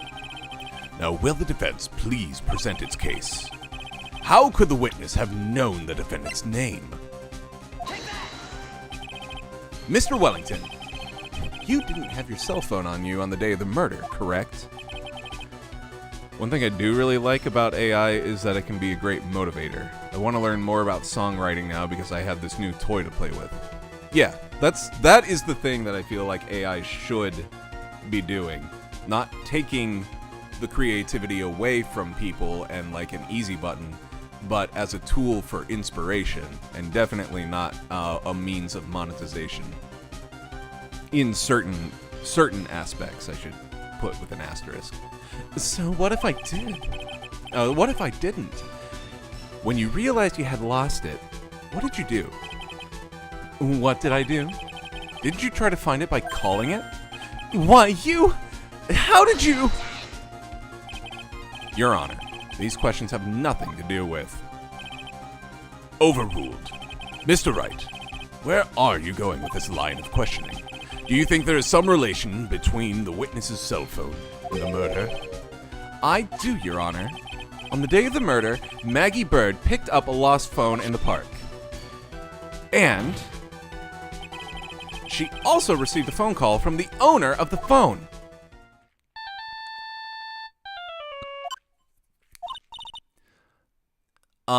Hello? Oh, thank you. I've been searching for my phone. Is this yours? Oh, I'm glad you called. We can meet up and I can give it back. I'll be right there. I'm sorry, I didn't catch your name. You can call me Maggie.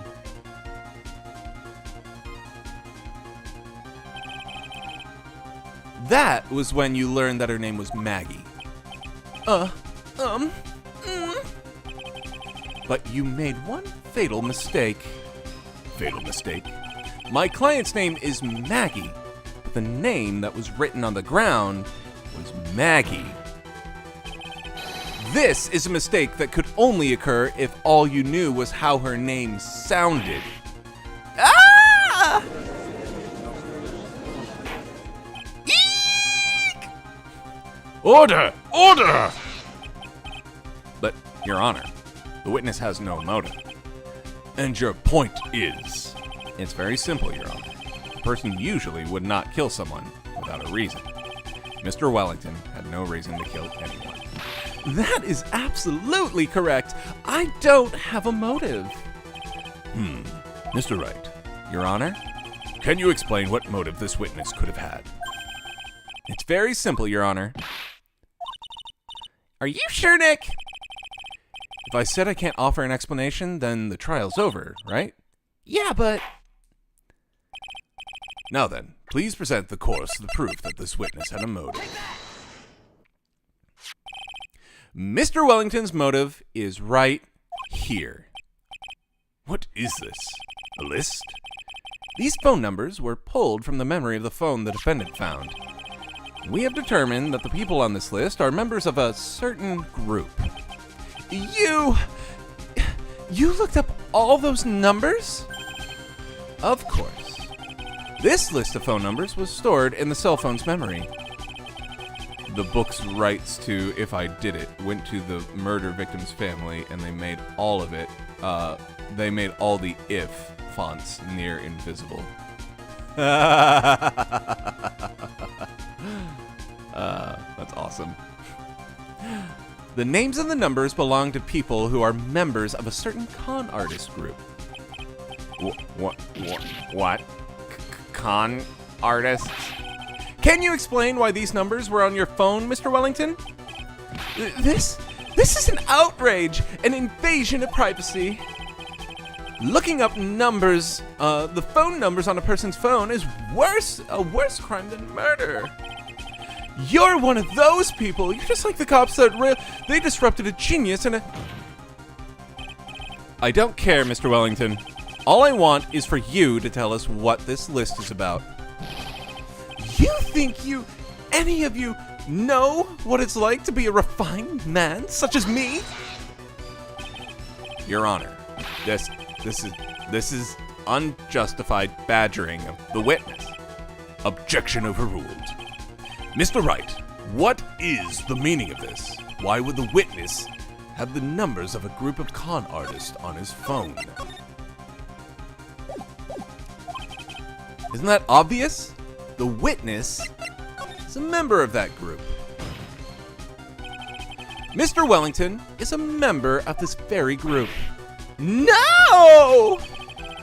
All of your friends' phone numbers are stored right here on this phone. If anyone were to look into these phone numbers, it would be all over for you. This is why you had to kill. No! This is too much!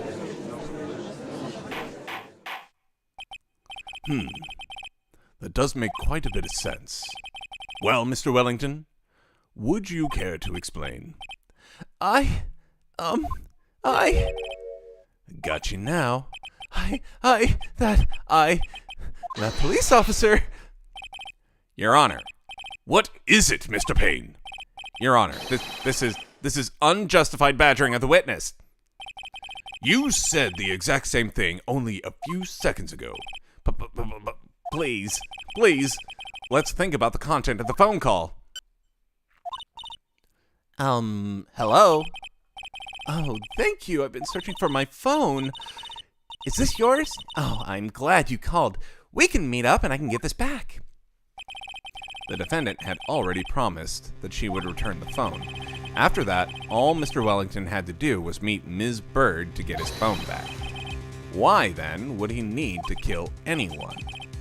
That is a valid point. What does the defense think about this? If you think about it logically, then it makes sense. Then maybe we should think outside the box. Yeah, if we think like that, let's see. Maybe that slimeball saw something at the crime scene that made him commit murder. Your thoughts, Mr. Wright? Well, I don't think Mr. Wellington went to pick up his phone in a very friendly manner, but he was promised his phone. So why would he have been unfriendly to the defendant? I think he must have seen something that didn't agree with him when he got there. Well then, Mr. Wright, what was the something that didn't agree with the witness?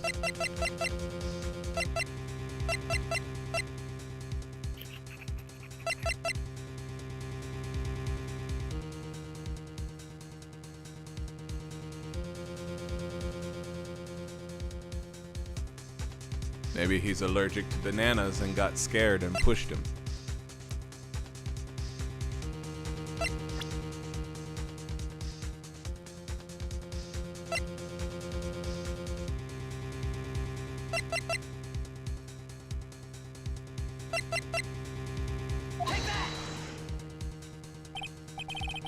What Mr. Wellington saw was the victim. The victim? You mean Dustin Prince? Dustin Prince had gone on his date right after his shift was over. With no time to change, he went to the park still wearing his police uniform. Oh! The girl that picked up my phone is with a policeman. He wouldn't have known they were going out, so he began to worry. He was afraid the policeman, he was afraid that the policeman would ask a few questions before returning the phone. If I do anything suspicious, he might run a check on my phone. In his mind, it was possible they had already run a check on the phone. And he went into a panic, is what you're saying. Exactly. Officer Prince was murdered simply because he was in uniform. Mr. Payne, do you have any comments? I'm thinking. It seems the truth has come out at last. So the truth finally come out. Does Bruno Mars is gay? The witness, Mr. Wellington, you are...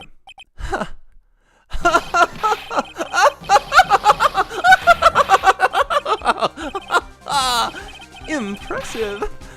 Not bad for a person with a third-rate education. What's this supposed to mean? The evidence! Evidence! That guy is really... All you've been waving around and talking about is a suspicious cell phone. Suspicious phone number this, suspicious con group that. They're all on that phone. But who's to say that phone is really mine? Where's your proof? Your evidence! You want proof that this phone is yours? I already told you earlier. That phone I lost, I've already found it. You don't even have the slightest idea who the phone is and who the phone in your hand belongs to. But you can be sure it isn't mine, you simpleton. What?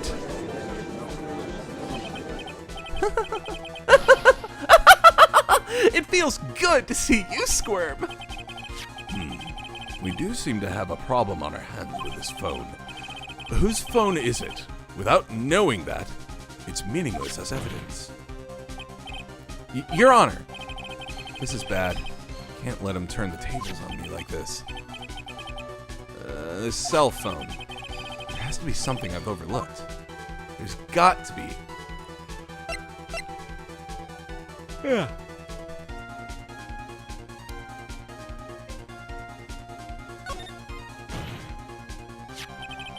This phone has the name and numbers of those in the con group in its memory. I can show them to you, Your Honor. I don't believe this. What are you talking about? What are we trying to determine is who that phone belongs to. Who cares about what phone numbers are stored on it? Besides, who knows? Maybe you went and added some of those numbers in yourself. The witness is quite right. I'm afraid I have to reject the defense's proposal. Jerk is back to his arrogant, annoying self again. But see, I would say fingerprints, but, like, what is it?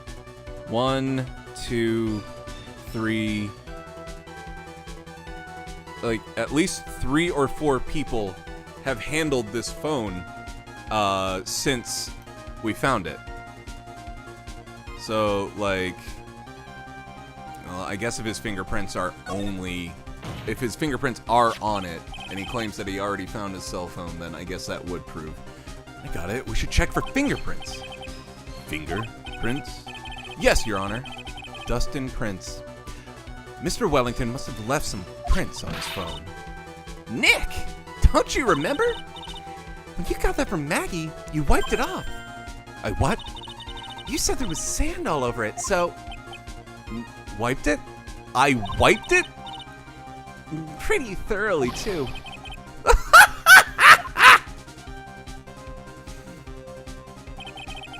It's oh so much fun watching third-rate trash babble like morons amongst themselves. Phoenix is an idiot.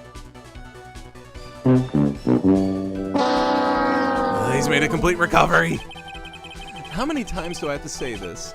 My phone is right here. You see?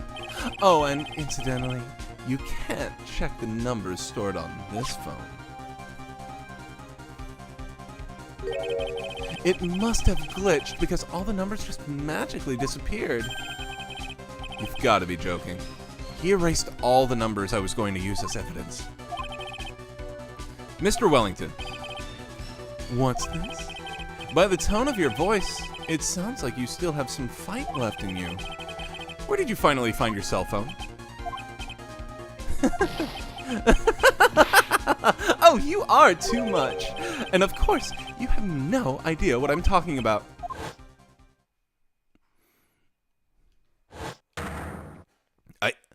Oh my god. Now I remember!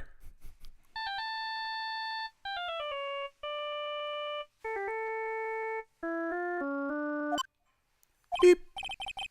Huh? Looks like they hung up. Ah, good. I finally found it.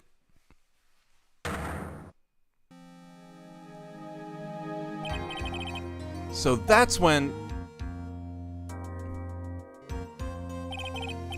What's wrong, Mr. Attorney? Why the harsh glare in your eyes? Nick, we've worked so hard to get this far, but if you don't do something quick, he's gonna get off scot-free. I know. I know this phone has to be his. But how am I supposed to prove something like that? Mr. Wright, if you cannot prove who the owner of that cell phone is, your indictment has no basis, and therefore no power. It looks like you came up a penny short. Where did I go wrong? Don't blame yourself. You're merely a third-rate lawyer. You only made one big mistake. Who are you? What are you? That's something you haven't figured out for yourself yet. Who am I? The court hereby concludes the cross-examination. If that will be all, I'll have to bid you gentlemen and ladies goodbye. I have a reservation at that ultra-fancy restaurant on the upper side of town. Thank you for your assistance. You've had a stressful day, so please, bon appetit. What am I supposed to do? Am I supposed to just let it go at that?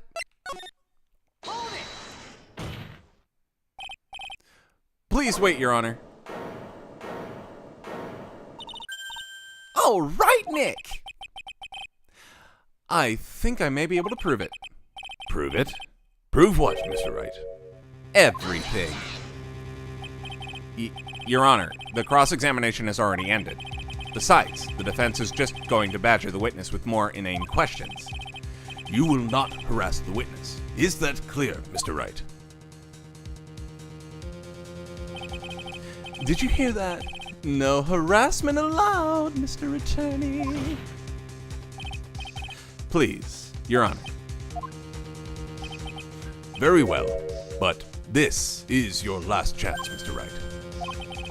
You may present one piece of evidence to the court. I only get one shot at this. One opportunity.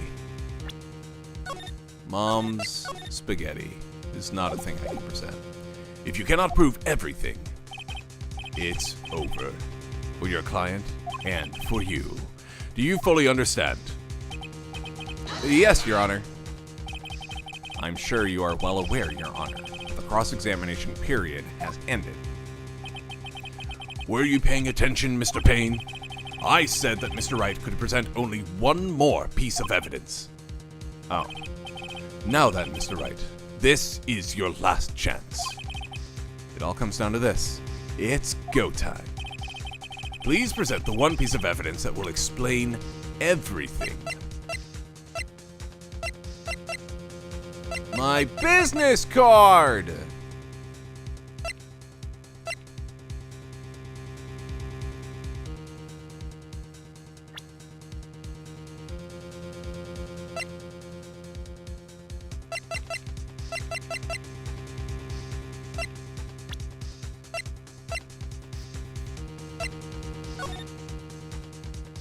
Yes.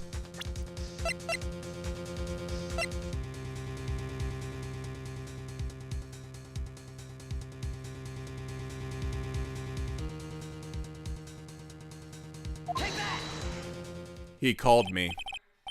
Yep. Why, thank you. How nice. Here, please, have one of mine. Judge's business card. It's written in fancy script. The ink is strong and clear, but I still can't read it. Wait, what am I doing? This isn't the time to be exchanging business cards. Your Honor, there is something very important about that card, and that is the back of the card. This card is important because of what is on the back.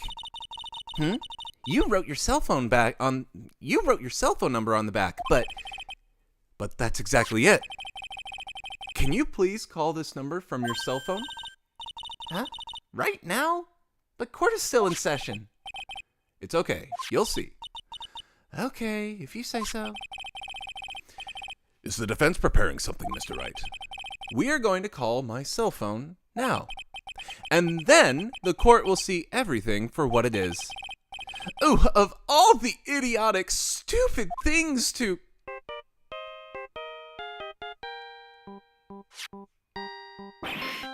Ah!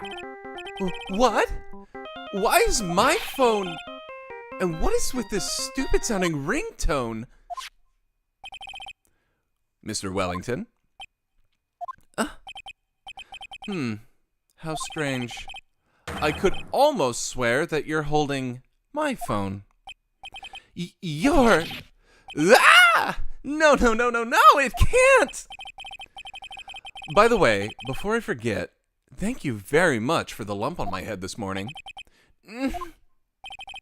I don't think I need to explain any further, except to say, when you want to retrieve your cell phone, you mistakenly took the wrong one when you went to retrieve your cell phone.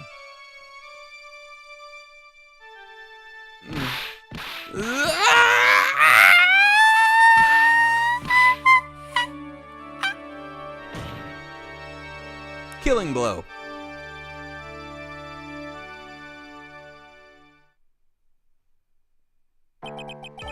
So that is what happened. You were knocked out by Mr. Wellington. He is a man who lives on his pride and self-image alone, and in order to hide his involvement with the con artist group, he has become paranoid and has lost all ability to make rational judgments. Then Mr. Wright, the phone you're holding.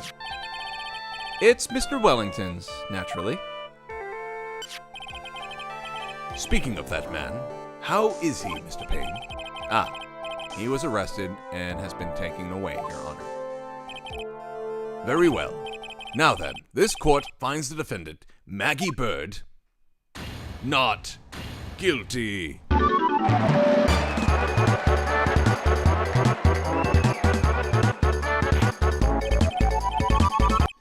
That is all. This court is adjourned. September 8th, 2:16 p.m. District Court, Defendant Lobby, number 1. I knew that the real you would shine through eventually. I'm so moved by what you've done for me, sir. Thank you so much, Mr. Wright. I feel really bad for Dustin. He didn't do anything to deserve this. It's probably because of me. Huh? My whole life has been nothing but a whirlwind of bad luck and failures. Your whole life? It can't be that bad, can it? Since I was 6 months old, when I fell from the 9th floor of my apartment building, I've been hit by all sorts of vehicles, gotten sick from all sorts of food, failed at almost every test I've ever taken, experienced almost every kind of disaster, and never won or even tied a game of tic-tac-toe. My life has really been nothing but a string of disasters. That is, pretty bad. Up until I went to college, I was known as the Goddess of Misfortune. And then at the academy, everyone called me Lady Luckless. Lady Luckless? What's worse is that my misfortune always seems to latch on to those around me. What do you mean? It me? Oh yes. When I see someone in trouble, I always try to help. That's right. You were talking about this earlier. It happened again recently too, sir. There was an old lady pacing back and forth by the pedestrian crosswalk. I gave her my hand and, before I knew it, we were having dinner at my house. Oh! I'm sure that Dustin's gone because of me. That's not true! Tell people about my fortune cookie. I don't remember what it said. You tell people about your fortune cookie. Or your misfortune cookie, as it were. Oh yeah, Ratter and I got Chinese or whatever, and we opened our fortune cookies. I got one, don't remember what it said. Ratter opens her fortune cookie, and there was no fortune inside.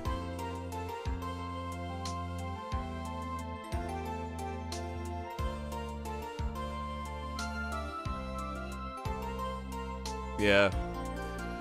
Mine said something to the effect of, don't just exist, live.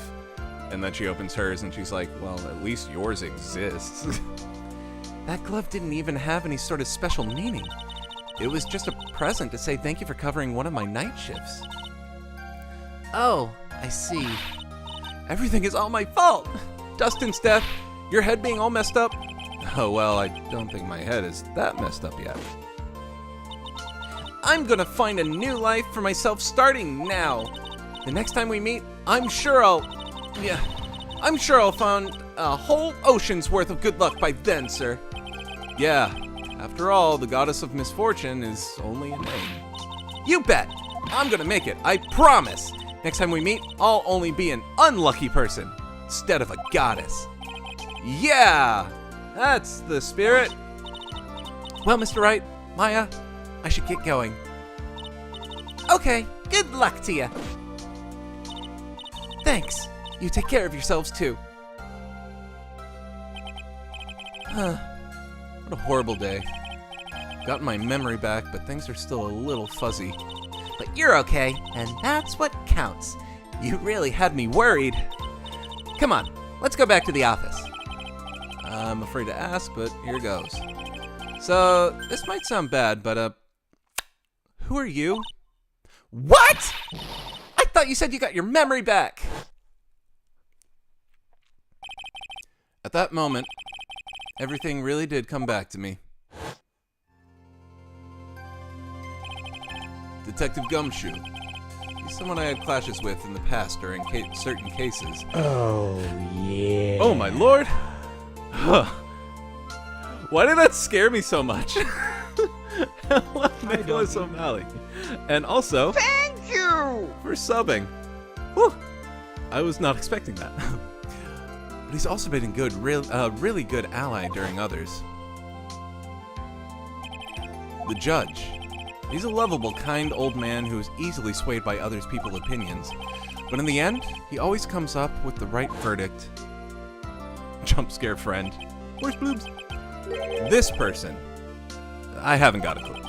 He seems to know me, but maybe he's mistaking me for someone else? And this girl, Maya. You finally remembered? This is Maya Fey, my assistant. That's right. I have so many unforgettable memories about her. For example, Earth to Nick! What's wrong? You keep staring at me. Don't tell me you missed me. Well, yeah, I suppose I have. I feel like I haven't seen you in ages. Oh? Well, I'm back now, so it's time for us to create new memories together. All right. Sounds good. All the phone numbers on my phone were erased by Mr. Wellington. Guess I have to start over from the very beginning. Come on, Nick! Let's go to our usual burger joint. Okay. Actually, it hasn't even been that long since you came back into my life. And that story began on one rainy afternoon, 2 months ago. Episode 1, The Lost Turnabout. The end. A brand new episode has been added. The Lost Lolly. Reunion and turnabout! Doo-doo-doo. All right.